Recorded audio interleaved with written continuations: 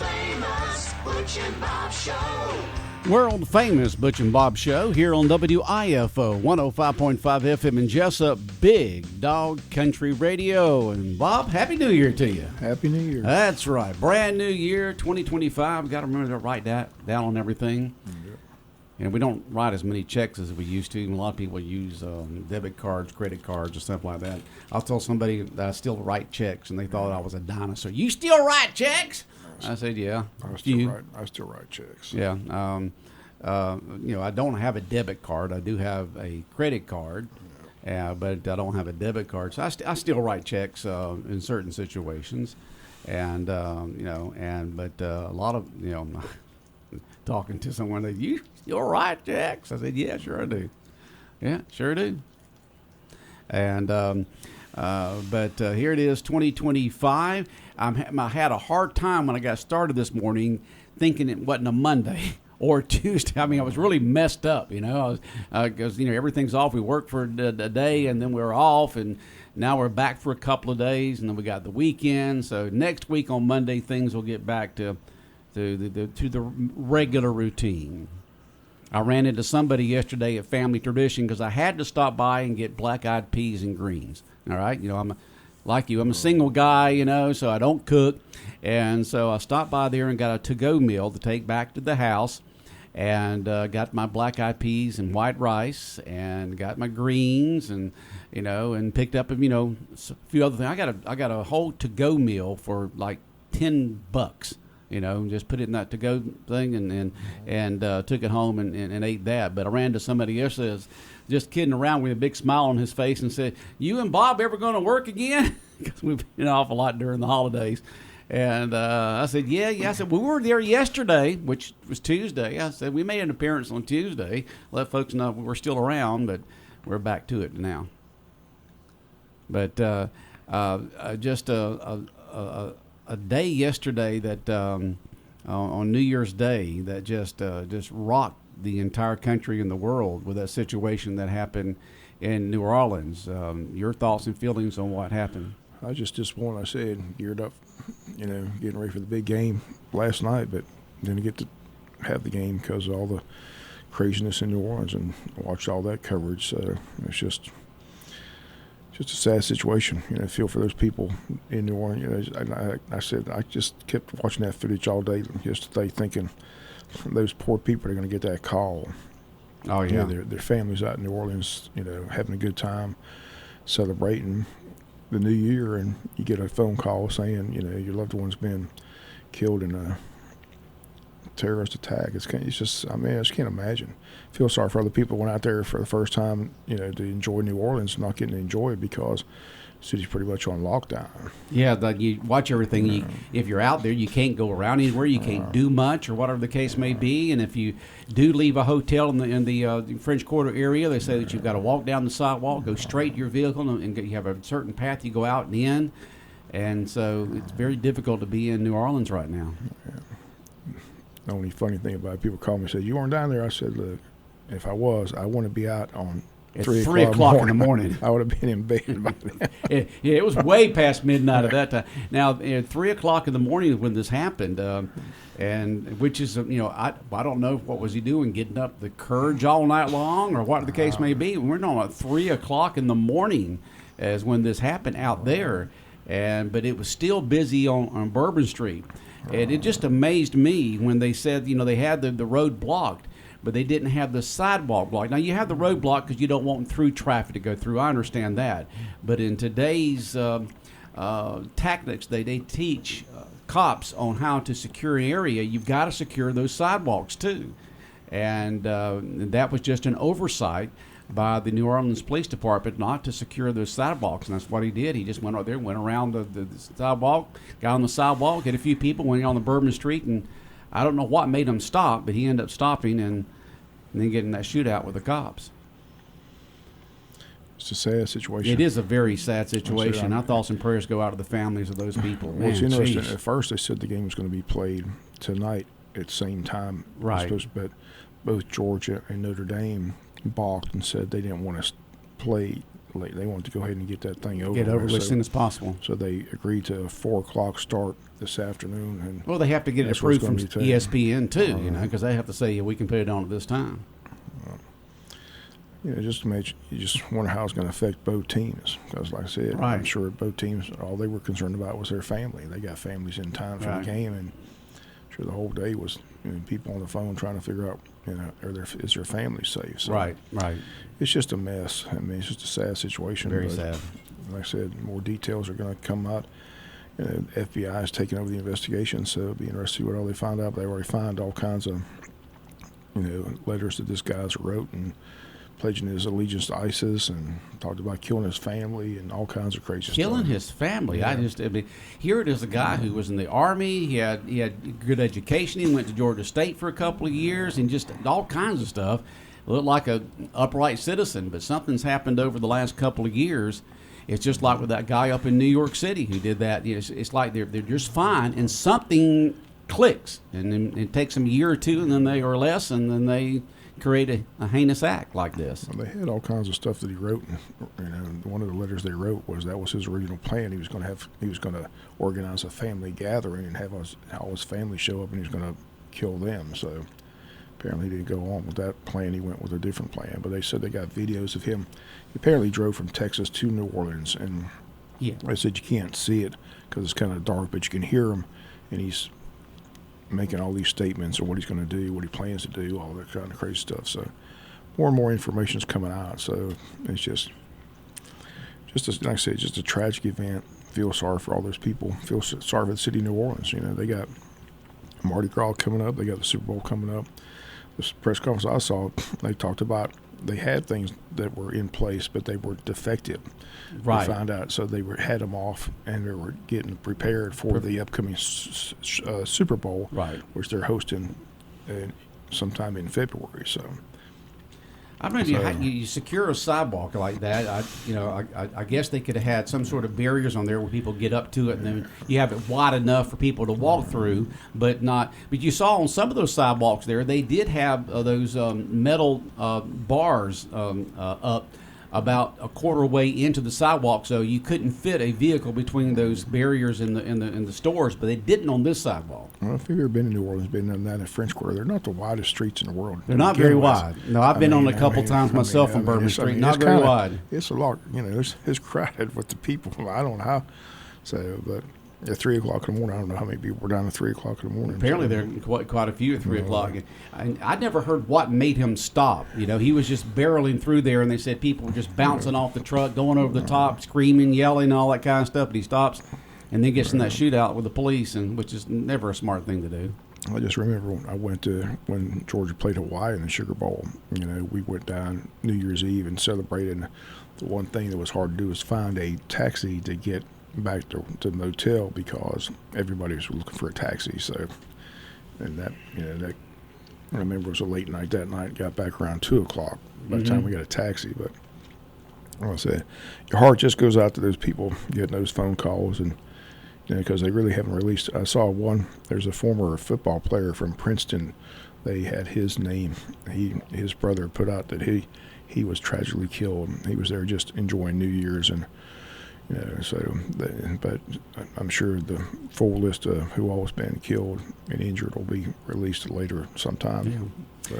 Well, ABC was interviewing the former director of detectives in New York City, and he talked about in 2017 someone did the same thing. They went around the barrier in the street, got on the sidewalk, but luckily there only one person was injured, not killed, but only one person injured. So after that, they started securing the sidewalks there in New York City.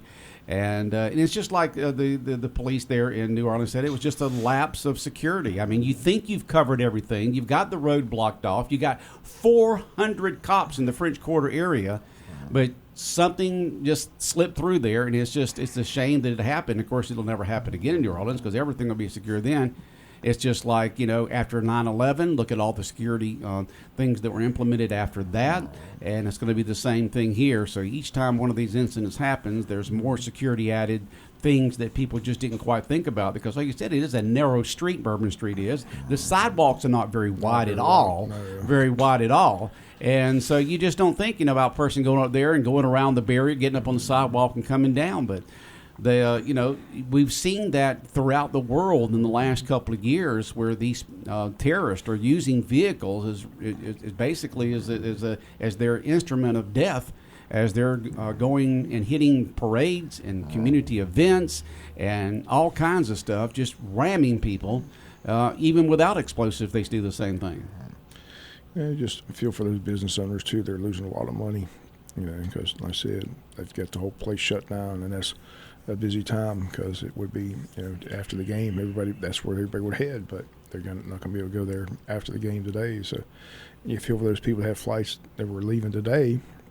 They had to change flights and everything, so I'm sure the airport's of chaos. Yeah, ABC was actually WTOC was interviewing a couple of folks they ran into from Hazelhurst, and they're kind of locked down in that area. But after they're going to the game today, but right after the game, they'll get in their vehicle and drive back to Georgia. They said on Hazelhurst, back to Hazelhurst. Each time that I've gone there, I've driven. I've never flown there before, but I've driven there. It's not that bad of a drive, but I'm glad the game's going to be at 4 o'clock in the afternoon, because it'll give these folks who want to get back home a better chance to than being an 8:45 game at night. I say it's just a very sad situation. Just, the only good thing is, like I said, they didn't have to stay up till 1 o'clock and come in and work this morning. So the 4 o'clock game will help out as well. So, because I was all geared up, though. Everybody was geared up, ready to watch the game. Watched the Boise State, Penn State game New Year's Eve, and like I said, I was getting ready for the big New Year's triple header, and woke up to the tragic events which took place. And then I think around 12 noon is when they announced that the game had been postponed. So it's just our hearts and prayers go out to all the folks that were there, and the family members of the people who were killed and injured and so forth. And it's like both President Trump and President Biden have said that this is just pure evil. It's not terrorism; it's evil. I mean, especially when you got a guy who thinks about getting his family together and shooting them, and then and then he goes off and does something like this. Now, they did say that he did not, from what they can see on the evidence, he did not act alone.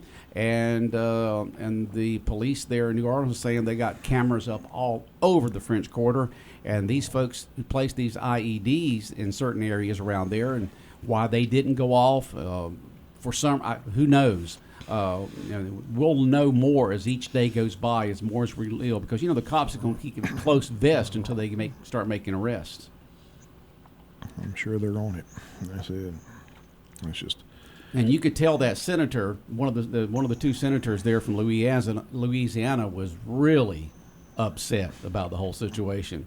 He said, now it's become an FBI. The FBI is in charge of the investigation now, with the local cops and state cops working with the FBI. But the FBI is going to start there. He said, we're going to give them time. We're going to give them the benefit of the doubt for a while, because he's very upset that he had all this chatter going on out there and nothing was done to secure, New Orleans, the biggest city there in Louisiana, which he's the senator of. And so he says, I'll be watching the FBI to make sure that they're doing their job, because you could tell he was upset that there was chatter out there, and there was nothing. The threat level didn't go up. Now the Super Bowls are in level 1 threat. So, which means that there's always extra layers of security when it comes to a Super Bowl. Now, today's Sugar Bowl, they've already going to put one more layer of security. I don't know what you do, but you put one more layer of security, to make sure that nothing happens there at the Sugar Bowl today. Yeah, I'm sure today the Superdome is the safest place to be. It's probably the safest place in the country to be today. Is that Superdome. It's the Caesars Superdome now. I guess that's Caesars Casinos is a sponsor of that. Right.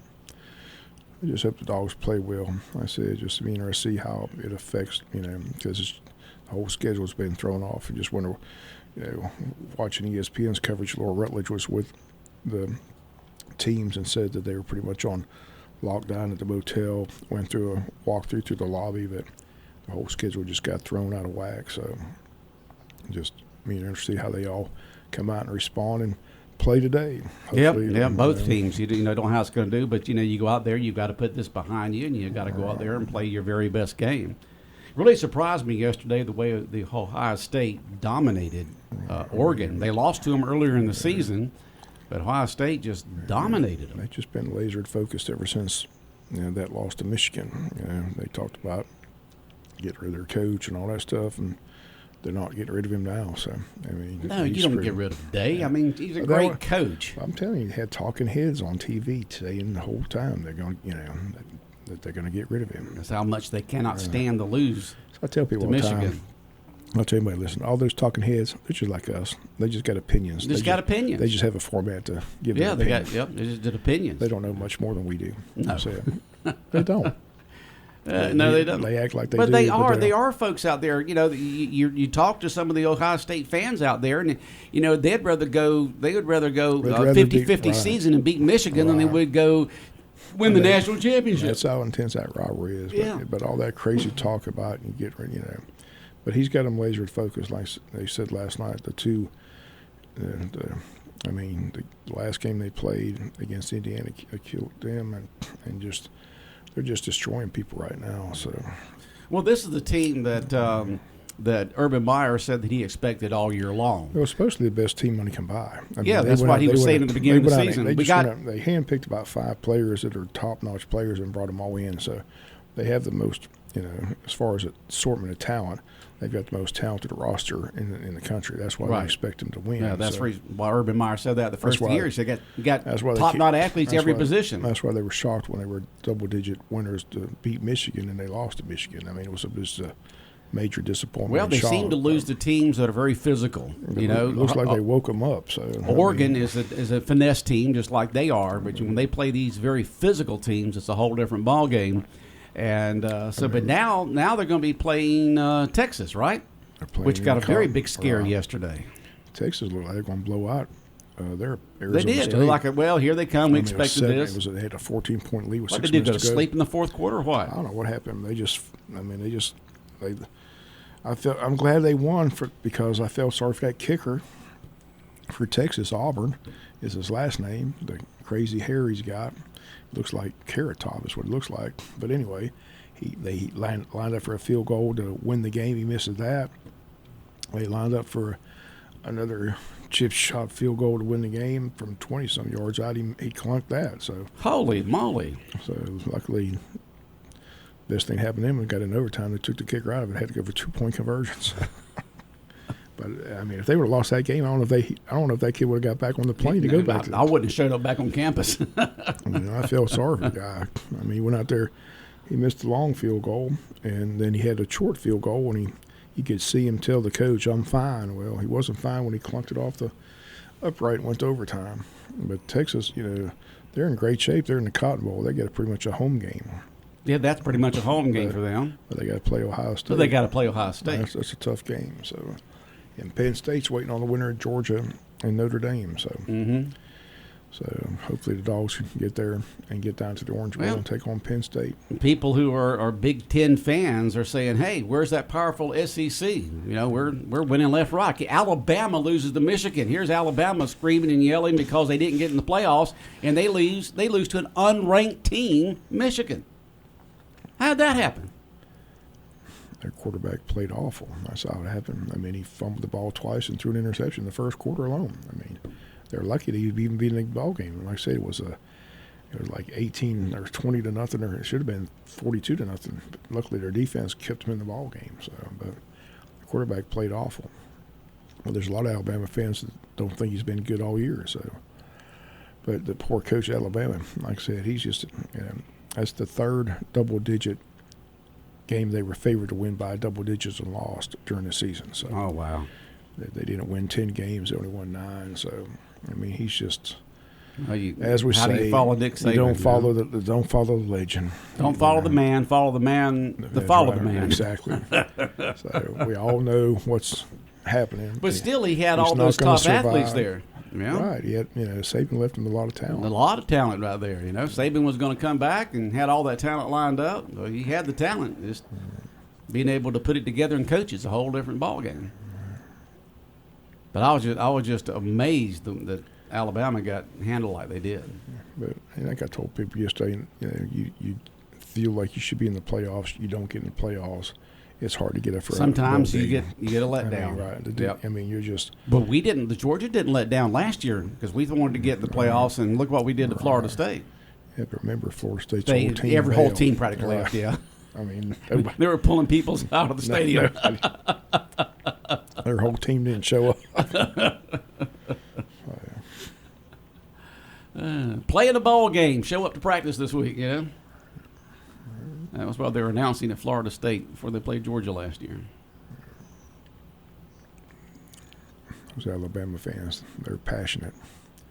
Of course they are. They love their football team, but they're just missing Nick Saban. Like somebody said, just get over it. Nick Saban's no longer there. It's a different era. Yeah, I was talking to one Alabama fan last, winter, spring, whenever it was, when winter, I guess, when Nick Saban said that he wasn't returning, and the Alabama fan said, "Well, it was nice while it lasted." Because he didn't expect anybody to come back in and be as good as Nick Saban. Yeah, he just said it was nice while it lasted. It was fun, good times, but he didn't expect the things to stay like they were because Nick Sabans don't come along very often.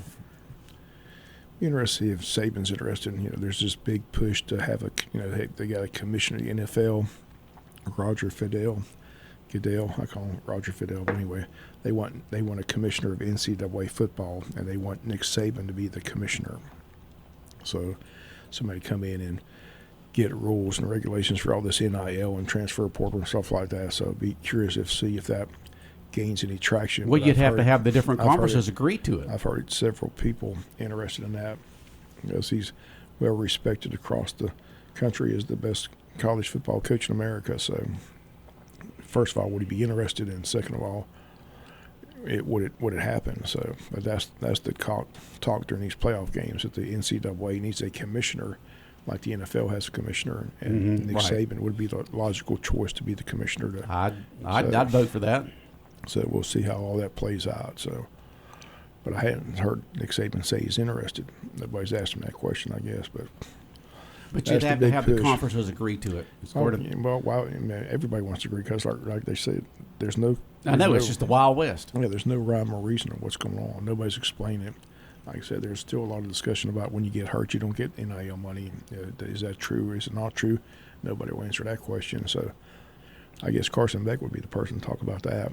Yeah, but you do the NIL, which is name, image, and likeness. You've already got the money if people are using your name, image, and likeness, and if they're still using it, even though you are hurt. Yeah, a lot of people are getting paid. They're just getting paid. They're just getting paid. Yeah. They're just getting paid money. They're not doing commercials. They're just getting paid. They're just getting paid. Well, well, didn't you say you saw someone's picture all over billboards up in the Athens area a couple of years ago or something like that? Yeah. I mean, there are people doing that, but I'm just saying there's a lot of players that just getting paid. They're just getting a check or getting whatever they're getting. And that's the question: what are they getting? Where is it all going? Who's getting what? No one seems to know. So. And I hope they know. I hope all these kids know that they got to pay taxes on it. They're like, what? What's taxes? A big hunk of it in Texas. That's what I want to know. A big hunk of it in Texas. I want to know when the IRS shows up. The IRS is going to be showing up for their share. I want to see those conversations. Okay, these 18-year-old, 19-year-old. What? Taxes? What's that? You want what? Well, a lot of the you want a third of my money? No. Yeah, a lot of folks don't see the taxes being taken out. They just get their paycheck and they don't really pay attention to the taxes being taken out. And it'd be a riot if imagine if people had worked all year long and at the end of the year for the next season a year they had to pay all those employment taxes, all those income taxes at one time. And people would just they'd riot. But, smartly, it's taken out every paycheck, a little bit each paycheck, or a lot, it's according to how much you make, but it's taken out each paycheck so you don't really miss it because you never saw it, never could use it. I assure you, 90% of those football players ain't got a clue what they're talking about when they talk about taxes. Well, hopefully they're getting good advice. All they know is they're getting green got money. Their family taking care of them, their agents taking care of them. You got to have these people looking out for them. because these are kids. They're 18, 19, 20-year-old kids out there, and so hopefully their family members and their agents and so forth. They've got everything lined up. The university, I'm sure the university's athletic programs sure have people on hand to make sure that these kids are being taken care of when it comes to how to handle that money. And if you're given a car like Carson Beck, that's like being given $100,000, whatever, a Lamborghini, $150. That's like getting paid $150,000. You have to pay taxes on it. What's a Lamborghini go for these days? I don't know. I've never bought one. That's the reason why I said, is it 150, 200? I don't know. It's gotta be. I'd rather have the money than the car, unless the Lamborghini dealer is just letting him use it, and they'll get it back at a certain time. I don't know. I don't know how that works. Yeah. Nobody was going to let Herschel just use the cars. They were giving them him. Remember that? Yeah, they were going to say, hey, you can have this car. I'm sure Gunnar Stockton's not driving a Lamborghini. So. No, he's probably not yet. Hope he's focused. Wins a national championship. Nobody wants to sit in his driveway when he gets home. Hopefully he's focused, ready to go. Go Dogs. It's going to be a tight game. Should be fun. All right, that's at 4 o'clock today. Yep. 4 o'clock today. There in New Orleans. Unless they postpone it again. Let's hope they don't postpone it again. You see, it's 3 o'clock there, and so that makes it a little bit better for people getting out and getting back to wherever they need to if they're leaving today. What's going on locally? You said the basketball team's playing again when? The Wayne County High School basketball game? Basketball teams go tomorrow to Savannah and take on boys start region play against Benedictine. Girls will play a private school down there, St. Vincent's. So they'll both be at Benedictine High School. So okay. That's the only sport I know that's going on. It's all going on right now during the holidays. The kids will be back in school in Wayne County. The students will be back on Tuesday. Tuesday is when the students go back, this coming Tuesday. And so things will really get back to normal beginning next Tuesday. After this, it seems like forever winter break that's going on. It goes on a long time. And a week from today is the Eggs and Issues, so if you want to get the ticket for that, the chamber's open today. You can call them 912-427-2028. Still a few tickets available. $30 for chamber members, $40 for non-members. So looking forward to listening to our local delegation, find out what they think is going to happen up in Atlanta. Yeah. All right, and you got meetings going on next week from the city and the county. Is that correct? Yep, they'll get back to normal. Like I said, we got the county agenda. Haven't seen the city agenda yet, but I'm sure they meet that Tuesday. So the county's on Monday, or is it Monday? It's coming Monday, yeah. And then the city on Tuesday here in Wayne County, City of Jesup, and then Wayne County Commissioners will be meeting, and we'll have a full report on their first meetings of 2025. You got new members on there. I know you do one on the county council. Do you have any on the city council, or No. They're all the same? All the same. All the same. Okay. Well, Bob, you have a good day.